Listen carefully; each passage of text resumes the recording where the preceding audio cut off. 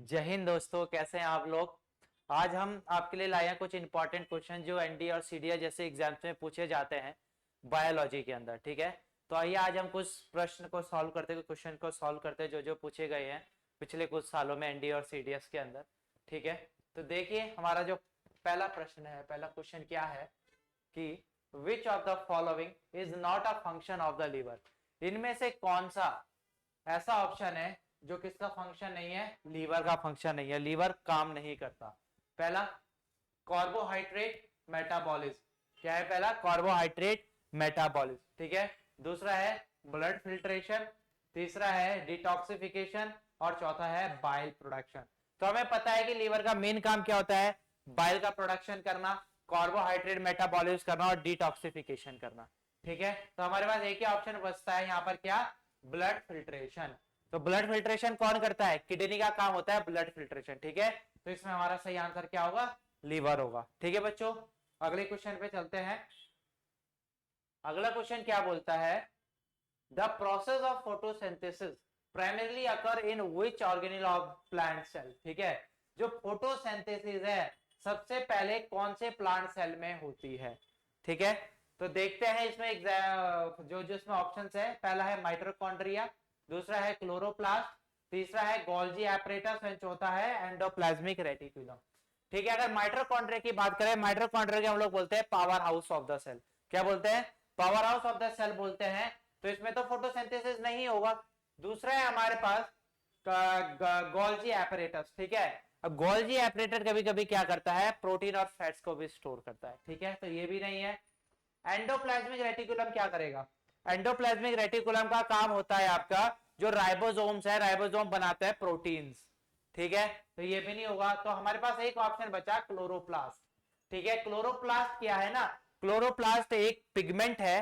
Chlorophyll, देखो chlorophyll है, chlorophyll present होता है क्लोरोप्लास्ट के अंदर। और क्लोरोप्लास्ट ही वो साइट है, वो पहली प्राइमरी साइट है जहां पर क्या होता है, फोटोसिंथेसिस होता है। ठीक है बच्चों, तो ये था क्लोरोप्लास्ट।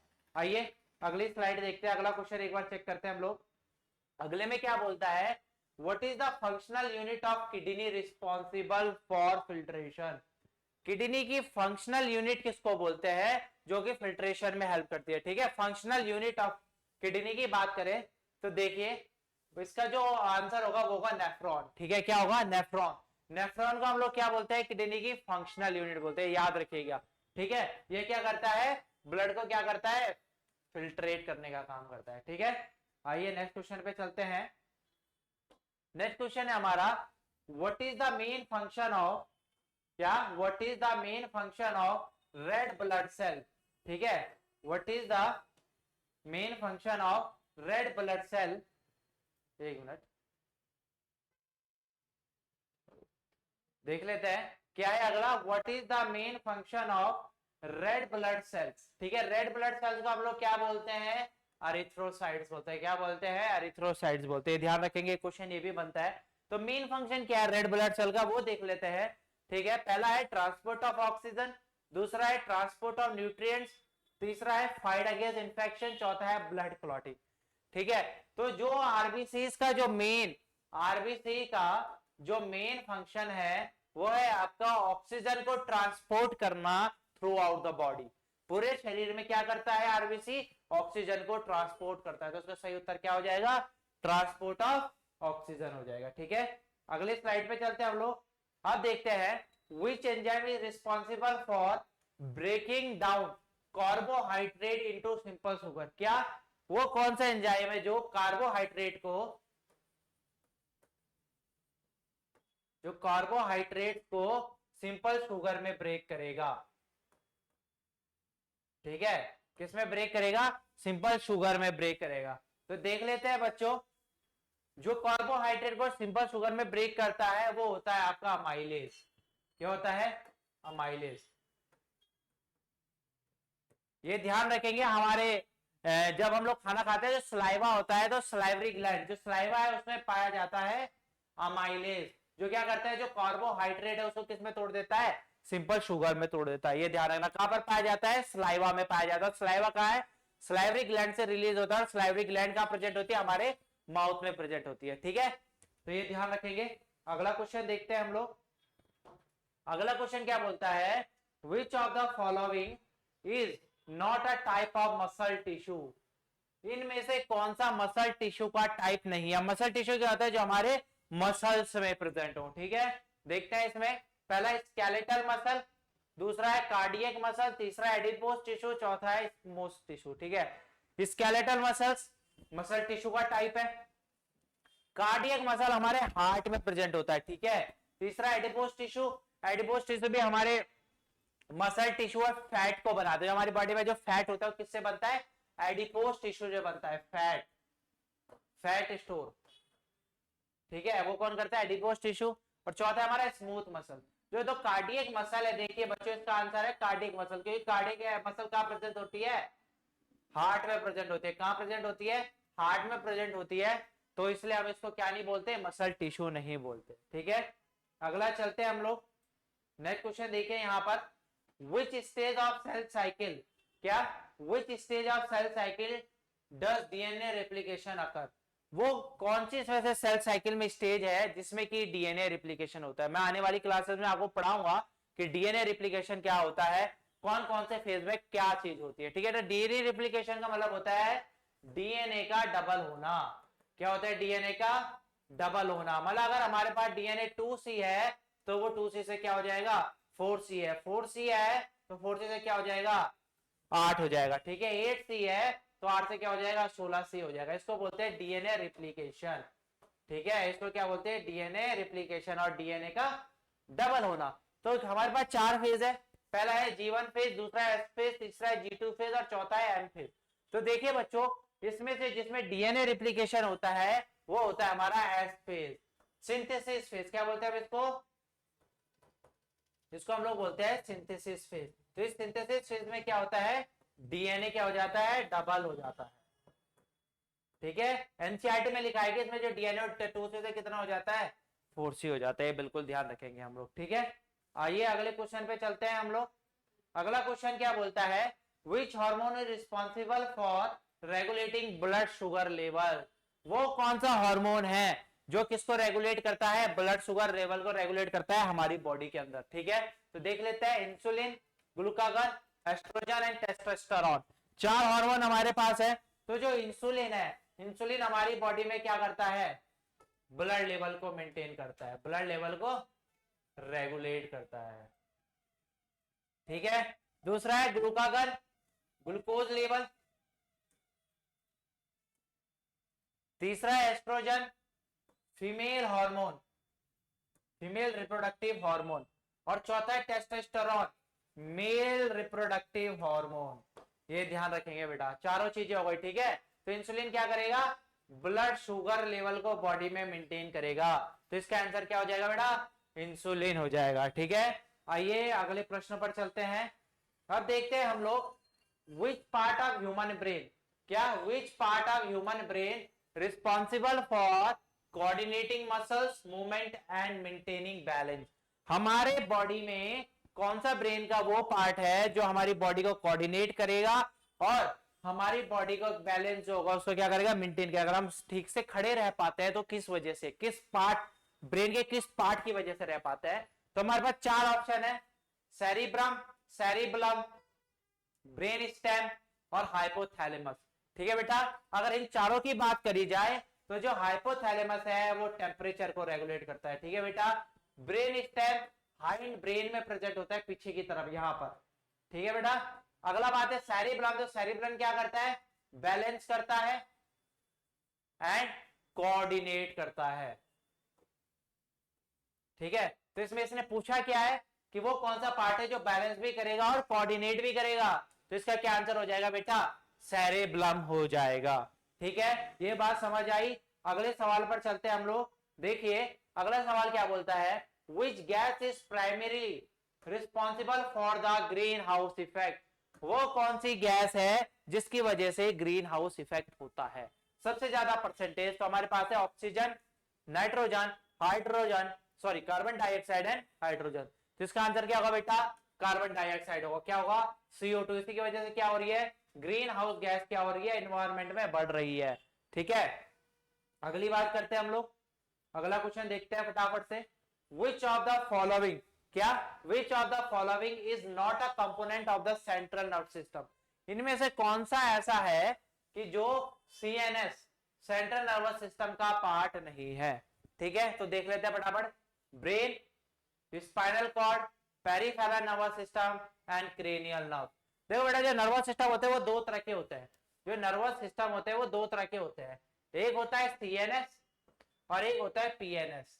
पहला होता है सेंट्रल नर्वस सिस्टम, दूसरा होता है पेरिफेरल नर्वस सिस्टम। तो हमें यहाँ पर दिख रहा है, अलग से ही दिख रहा है कि इन्होंने क्या दिया है ऑप्शन में, पेरिफेरल नर्वस सिस्टम दिया है सीएनएस में। तो हमें पता है कि सीएनएस में पेरिफेरल नर्वस सिस्टम आता नहीं है, तो इसका आंसर क्या हो जाएगा, पेरिफेरल नर्वस सिस्टम, पीएनएस। समझ आई ये बात।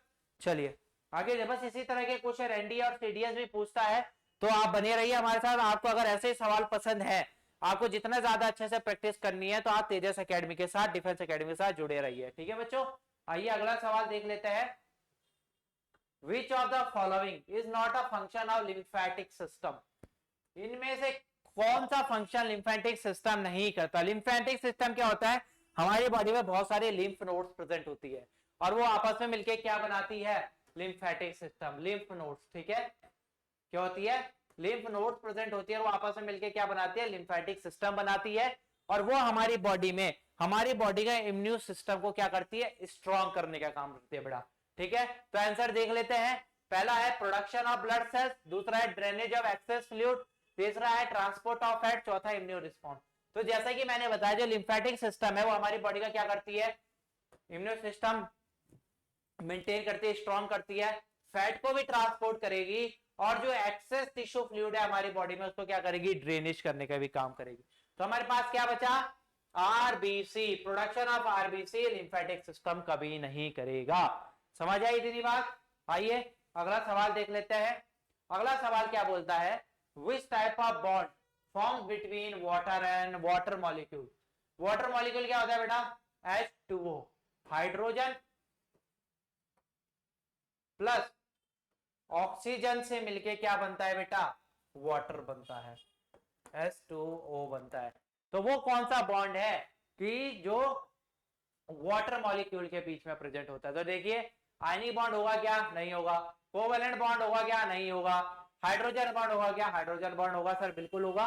मेटेलिक बॉन्ड भी नहीं होगा। तो इसका आंसर क्या हो जाएगा बेटा, हाइड्रोजन बॉन्ड हो जाएगा। ये बात समझ आई। ठीक है, H2O, ठीक है, हाइड्रोजन। ठीक है बेटा, चलिए आगे चलते हैं हम लोग। अब देख लेते हैं अगला question, what is the main function of respiratory system. भैया रेस्पिरेटरी सिस्टम का मेन काम क्या है, रेस्पिरेशन क्या होता है, सांस लेना और सांस छोड़ना, उसको रेस्पिरेशन कहते हैं। ठीक है, तो देखते हैं रेस्पिरेशन क्या है। Transport of nutrients, regulating body temperature, exchange of gases and removal of water waste. देखो दो टर्म है हमारे पास, एक है ब्रीदिंग, एक है ब्रीदिंग और दूसरा है रेस्पिरेशन। दूसरा क्या है, रेस्पिरेशन। ब्रीदिंग का मतलब होता है सांस लेना और छोड़ना, इनहेल एंड एक्सेल, दो चीजें होती है बस। ठीक है, और रेस्पिरेशन का मतलब होता है जब वो सांस अंदर गई तो क्या हुआ, एनर्जी रिलीज हुई। क्या रिलीज हुई, एनर्जी रिलीज हुई, और गैस का एक्सचेंज हुआ इन्वायरमेंट में और हमारे इंटरनल ऑर्गन्स में। ठीक है, ब्लड के साथ। तो देखिए, तो मैंने क्या बोला, गैसेस का एक्सचेंज होना। तो रेस्पिरेटरी सिस्टम का काम क्या होता है, गैसेस का एक्सचेंज होना। कहां पर, हमारे बॉडी जो लंग्स में जो एल्विलाई है उनके और ब्लड के बीच में। ठीक है बच्चों, आइए अगला देख लेते हैं। अगला क्वेश्चन क्या है, sorry, which of the following is not a characteristics of living organism. ठीक है, एक मिनट, ठीक है, ये हो गया था, ये भी हो गया था। Okay, which of the following is not a characteristics of living organism. देखिए, लिविंग ऑर्गेनिज्म की कौन सी कैरेक्टरिस्टिक्स नहीं है। लिविंग मतलब क्या होता है बेटा, लिविंग हम लोग है, जो चल पाते हैं, जो बोल पाते हैं, जिसकी ग्रोथ होती है ना, जिसमें मेटाबॉलिक एक्टिविटीज होती है। ठीक है, जिसमें सेल्स प्रेजेंट होते हैं, लिविंग सेल्स प्रेजेंट होते हैं जो कि वर्किंग होते हैं, उसी को बोलते हैं हम लोग लिविंग ऑर्गेनिज्म। तो देखिए, इनमें से कौन सी चीजें जो वो नहीं करते। तो लिविंग में हम लोग भी आते हैं, तो लिविंग रिप्रोडक्शन होता है हम लोगों में, ग्रोथ एंड डेवलपमेंट भी हम लोगों में होता है। रिस्पॉन्स टू स्टिमुलाई, स्टिमुलाई मतलब अगर हम इन्वायरमेंट को क्या करते हैं, रिएक्शन करते हैं, रिस्पॉन्स देते हैं ना। अगर मच्छर करता है रिस्पॉन्स देते हैं, जैसे इन्वायरमेंट होता है वैसे हमारी बॉडी रिस्पॉन्स करती है ना। तो अगला है इनऑर्गेनिक कंपोजिशन। तो हमारा जो आंसर हो जाएगा वो क्या हो जाएगा बेटा, इनऑर्गेनिक कंपोजिशन हो जाएगा। ठीक है, अगला क्वेश्चन देख लेते हैं। Which structure is responsible for producing sperm cell? वो कौन सा स्ट्रक्चर है जो क्या करता है, मेल में स्पर्म प्रोड्यूस करता है। ठीक है बेटा, तो स्पर्म कौन प्रोड्यूस करेगा मेल में, हमारे अंदर क्या होता है बेटा, टेस्टिस होती है, मेल रिप्रोडक्टिव पार्ट। इसको क्या बोलते हैं, male reproductive part in male. Male reproductive part होता है जिसको हम लोग क्या बोलते हैं बेटा, टेस्टिस बोलते हैं। ठीक है, ये किसको प्रोडक्शन करता है, स्पर्म का प्रोडक्शन करता है। तो इसका आंसर क्या हो जाएगा बेटा, स्पर्म हो जाएगा। ठीक है, अगला क्वेश्चन देखते हैं। What is the name of the process by which plant loss water vapour through a small pores? वो उस प्रोसेस का नाम बताना है जिसमें क्या करता है, प्लांट वाटर लॉस करता है स्मॉल पोर्स से। छोटे छोटे छिद्र होते हैं बेटा प्लांट्स में, लीफ में, अपर सरफेस में। तो वो तो उनके माध्यम से क्या होता है, वाटर का ट्रांसपोर्ट होता है। तो उसका नाम बताना है। तो पहला है ऑस्मोसिस, दूसरा है ट्रांसपिरेशन, तीसरा है रेस्पिरेशन, चौथा है फुट। देखो बेटा ऑस्मोसिस क्या होता है, हाई लेवल, हाई कंसंट्रेशन से लो कंसंट्रेशन तक क्या होना, गैस का एक्सचेंज होना। ठीक है, रेस्पिरेशन क्या होता है, अभी मैंने बताया, सांस लेनी छोड़नी, रेस्पिरेशन एक्सचेंज ऑफ गैसेस को रेस्पिरेशन बोलते हैं। अगला है फोटोसिंथेसिस, मतलब फोटोसिंथेसिस का मतलब होता है फूड प्रोडक्शन। फोटोसिंथेसिस का मतलब क्या होता है बेटा, फूड प्रोडक्शन। रेस्पिरेशन का मतलब होता है एक्सचेंज ऑफ गैसेस। ठीक है, ऑस्मोसिस का मतलब होता है हाई कॉन्सेंट्रेशन से लो कॉन्सेंट्रेशन तक वाटर मूवमेंट। तो आग अगला क्या हो जा रहा है, ट्रांसपिरेशन। तो किसका आंसर क्या होगा, ट्रांसपिरेशन। ट्रांसपिरेशन में क्या होता है, वाटर लॉस होता है। कहां से, पोर्स से। ठीक है जी, ये बात समझ आई, ये क्वेश्चन समझ आया। चलिए बहुत बढ़िया, आगे चलते हैं। What is the primary function of WBC? White blood cell का प्राइमरी फंक्शन क्या है? जैसे आरबीसी का पहले पिछली स्लाइड में पढ़ा था, क्या करता था वो, ऑक्सीजन को ट्रांसपोर्ट करता था बॉडी में बेटा। अब WBC का फंक्शन क्या है देख लेते हैं। ट्रांसपोर्ट ऑफ ऑक्सीजन हो गया क्या, नहीं होगा, क्योंकि वो आरबीसी का काम था। दूसरा है फाइटिंग अगेंस्ट इन्फेक्शन, तीसरा है ब्लड क्लॉटिंग, और चौथा है ट्रांसपोर्ट ऑफ न्यूट्रिएंट्स। तो इसका आंसर होगा इन्फेक्शन के अगेंस्ट क्या करना, फाइट करना बेटा, हमारे इम्यून सिस्टम को स्ट्रॉन्ग करता है। ठीक है, चलिए एक क्वेश्चन और देख लेते हैं। Which of the following is not a type of tissue in the human body? वो इनमें से कौन सा टिश्यू हमारी ह्यूमन बॉडी में नहीं है, अभी पहले भी करवाया था, देख लेते हैं। Connective tissue, epithelial tissue, nervous tissue and cardiac tissue. Connective tissue हमारी बॉडी के पार्ट्स को कनेक्ट करता है दूसरे से। Epithelial tissue, outer most layer हमारी बॉडी की एपिथेलियम होती है। नर्वस टिश्यू हमारी बॉडी के ब्रेन में प्रेजेंट होता है, स्पाइनल कॉर्ड में होता है नर्वस टिश्यू, न्यूरॉन्स। लास्ट है कार्डियक टिश्यू। कार्डियक टिश्यू क्या, जो हमारे हार्ट में प्रेजेंट होता है। तो मैंने आपको पिछले क्वेश्चन में अभी बताया था कि जो टिश्यू है, जो कार्डियक टिश्यू है, वो उसको टिश्यू में नहीं गिनते हैं। ठीक है, तो इसका आंसर क्या हो जाएगा बेटा, कार्डियक टिश्यू हो जाएगा। इतनी बात समझ आई। अगला क्वेश्चन देख लेते हैं। विच of the following is not a component of typical eukaryotic cells? इनमें से कौन सा कंपोनेंट यूकैरियोटिक सेल का पार्ट नहीं है? ठीक है बेटा, देखेंगे इसको, देख लेते हैं फटाफट से। इसमें बेटा nucleus, cell membrane, ribosome and cell wall. ठीक है बेटा, तो इसका आंसर क्या हो जाएगा बेटा, सेल वॉल हो जाएगा। क्या हो जाएगा बेटा, सेल वॉल हो जाएगा। ठीक है, चलिए, तो इसी तरह ये आज की क्लास थी। तो इसी तरह हम क्या करेंगे, कभी कभी मैं आपके लिए एक क्वेश्चंस लाऊंगा जो मेन पूछे जाते हैं एनडी और सीडीएस में। ठीक है, तो आप तेजस डिफेंस एकेडमी से जुड़े रहिए। हमारी ऑफलाइन क्लासेस भी शुरू हो चुकी है देहरादून सेंटर पे। अगर आपको ऑफलाइन में पढ़ना है तो आप आ सकते हैं। धन्यवाद।